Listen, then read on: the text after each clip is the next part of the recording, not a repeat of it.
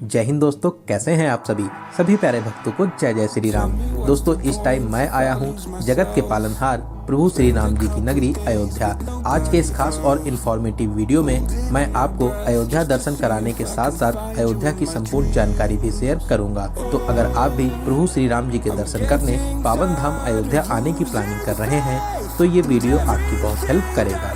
इस वीडियो में हम लोग बात करेंगे आप यहाँ तक कैसे पहुँचेंगे, यहाँ पर आपको होटल या धर्मशाला कहाँ पर लेना चाहिए और इनके क्या रेट्स रहते हैं, अयोध्या में दर्शन करने का सही तरीका क्या है और यहाँ पर कौन कौन से प्रमुख मंदिर और स्थान हैं, यहाँ पर खाने पीने की कैसी व्यवस्था है और वीडियो के लास्ट में बात करेंगे संपूर्ण बजट की। तो अयोध्या दर्शन की A to Z complete information के लिए वीडियो को बिना स्किप किए एक बार पूरा जरूर देखें। स्टेप बाय स्टेप आपको हर एक जानकारी मिलेगी। तो चलिए आज मेरे साथ घूमिए, नव्य मिलेगी।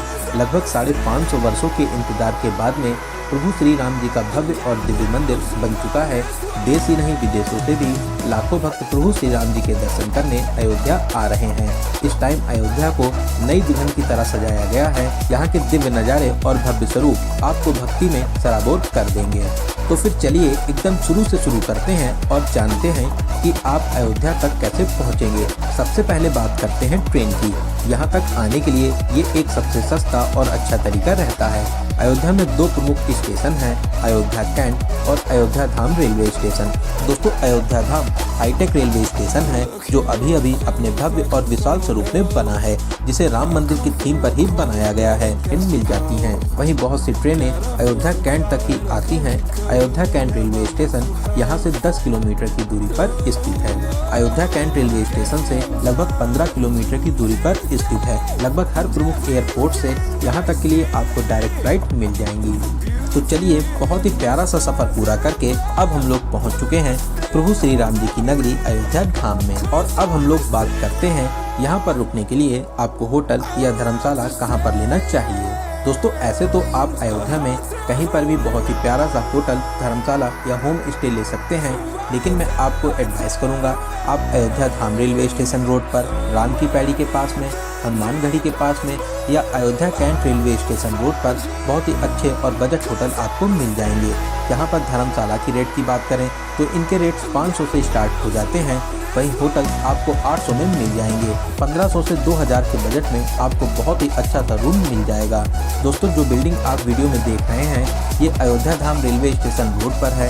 इसी बिल्डिंग के पीछे आपको बहुत ही अच्छे होटल्स और होम स्टे मिल जाएंगे। यहाँ पर लगभग सभी घरों में आपको होम स्टे की फैसिलिटीज मिल जाएंगी।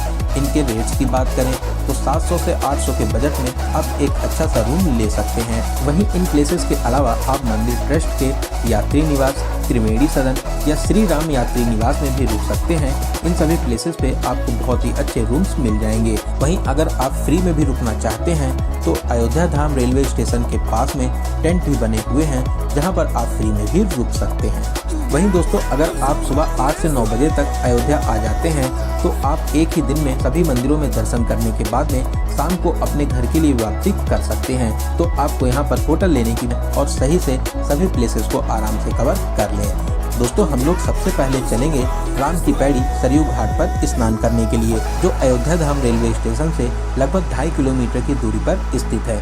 ई रिक्शे में 20 रुपए का किराया देकर आप आ जाइए लता मंगेशकर चौक के पास में। ये चौराहा रामपथ, धर्मपथ, नया घाट और राम की पैड़ी को जोड़ता है। इसी चौराहे पर विशाल वीणा स्थापित है जो स्वर कोकिला लता मंगेशकर जी को समर्पित है।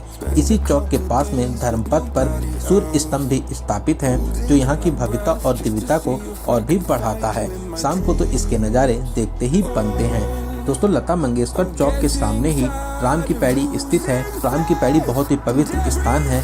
यहाँ पर विश्व विख्यात दीपोत्सव होता है। साथ ही यहाँ का लेजर शो भी बहुत ही ज़्यादा फेमस है। आप आराम से यहाँ पर स्नान कर सकते हैं। वहीं इसके सामने ही लक्ष्मण घाट भी बना हुआ है जहाँ पर आप सरयू जी में स्नान करना चाहें तो वहाँ पर भी स्नान कर सकते हैं। इसके अलावा यहाँ से कुछ ही दूरी पर नया घाट भी बना हुआ है। बहुत से लोग नए घाट पर भी स्नान करते हैं। वहीं आप सरयू जी में नौका विहार का भी आनंद ले सकते हैं। इसका एक्सपीरियंस भी बहुत ही ज़्यादा खास रहता है। मैक्सिमम लोग यहाँ पर सरयू जी में नौका विहार जरूर करते हैं। तो यहाँ पर स्नान करने के बाद में अब हम लोग चलेंगे राम की पैड़ी पर ही स्थित श्री नागेश्वर महादेव जी के दर्शन करने के लिए। दोस्तों ये महादेव जी का बहुत ही प्राचीन और अलौकिक स्थान है। ऐसी मान्यता है सरयू जी में स्नान करने के बाद में यहाँ पर दर्शन करने से आपकी सभी मनोकामनाएं पूरी होती हैं। बहुत ही प्यारा और भव्य मंदिर बना हुआ है, आप यहाँ पर दर्शन करने जरूर आइए। यहाँ पर दर्शन करने के बाद में आप फिर से लता मंगेशकर चौक के पास में आ जाइए। फिर यहाँ से ई रिक्शे में 20 रुपए का किराया देकर अब हम लोग चलेंगे हनुमानगढ़ी। दोस्तों पूरी अयोध्या को ही एक ही रंग और डिजाइन में बनाया और सजाया गया है। सच में इसकी भव्यता देखते ही बनती है, वहीं रात में तो इसकी सुंदरता में चार चांद लग जाते हैं। तो चलिए अब हम लोग आ चुके हैं अयोध्या के सेनापति हनुमान जी की शरण में हनुमानगढ़ी। दोस्तों ऐसी मान्यता है प्रभु श्री राम जी के दर्शन करने से पहले आपको हनुमान जी के दर्शन करने चाहिए, तभी आपकी ये पावन यात्रा सफल मानी जाती है। मंदिर के बाहर ही बहुत सी प्रसाद और फूल माला की दुकानें हैं। यहाँ पर आप मुख्य मंदिर में आ जाएंगे। यहाँ पर आप हनुमान जी के दर्शन कर आशीर्वाद प्राप्त कर सकते हैं। दोस्तों ये हनुमान जी का बहुत ही अलौकिक और दिव्य मंदिर है। यहाँ पर दर्शन करने से आपकी सभी मनोकामनाएं पूरी होती हैं। फिर यहाँ पर दर्शन करने के बाद में आप पीछे के मार्ग से मंदिर के बाहर आ जाएंगे।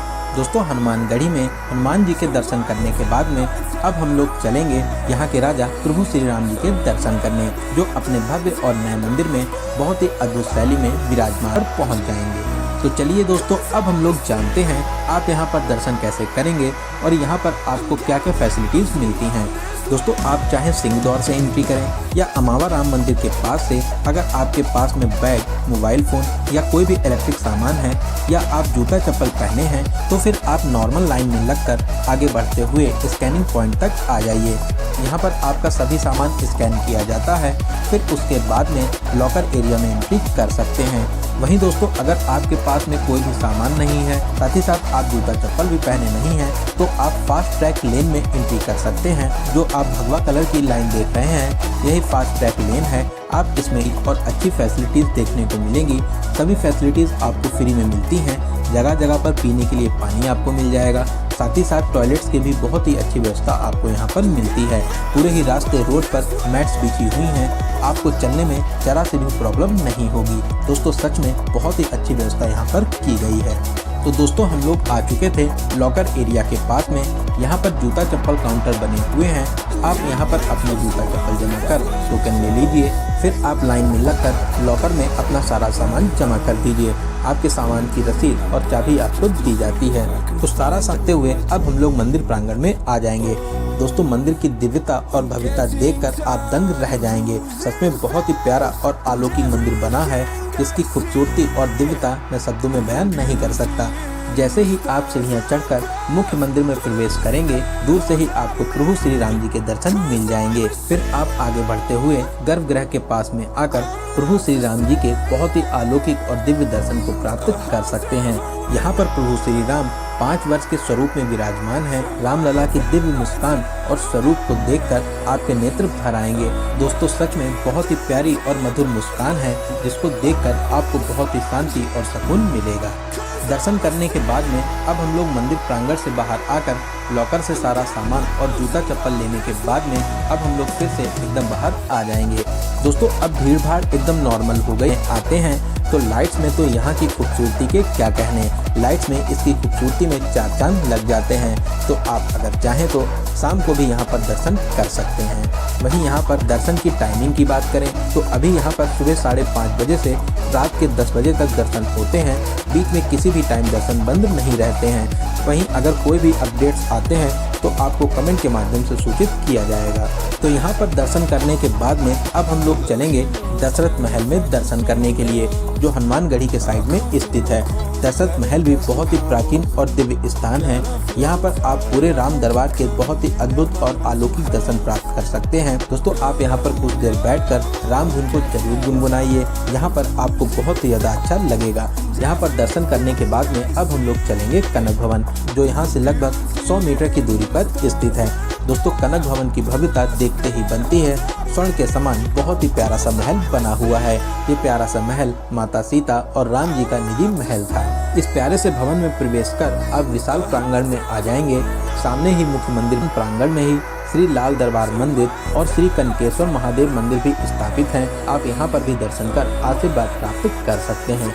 ये भी स्थान बहुत ही ज़्यादा प्राचीन और अलौकिक है। आप यहाँ पर भी दर्शन जरूर करें। दोस्तों, अयोध्या में आप इन सभी प्लेसेस के अलावा श्री मनी रामदास छावनी, तुलसी स्मारक, जैन मंदिर और भी बहुत से प्रमुख मंदिर हैं, वहाँ पर भी आप दर्शन कर सकते हैं। तो चलिए अब हम लोग बात करते हैं यहाँ पर खाने पीने की कैसी व्यवस्था है। दोस्तों, पूरे ही अयोध्या में जगह जगह आपको विशाल भंडारे मिल जाएंगे।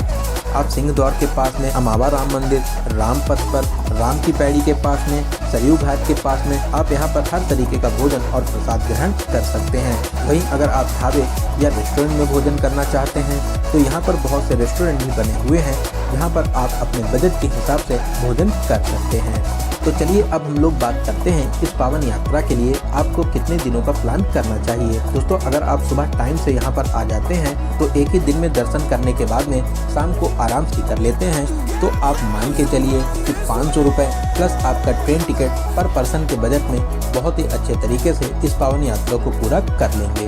वहीं अगर आप 1 नाइट या 2 नाइट का यहाँ पर स्टे करते हैं तो आप मान के चलिए 1500 से 2000 प्लस ट्रेन टिकट पर पर्सन के बजट में बहुत ही आराम से इस पावन यात्रा को पूरा कर लेंगे। वहीं अगर आपके पास में बजट की कोई भी प्रॉब्लम नहीं है तो आप अपने बजट के हिसाब से इस पावन यात्रा को पूरा कर सकते हैं। तो दोस्तों, यहाँ पर मैंने आपको अयोध्या दर्शन और यात्रा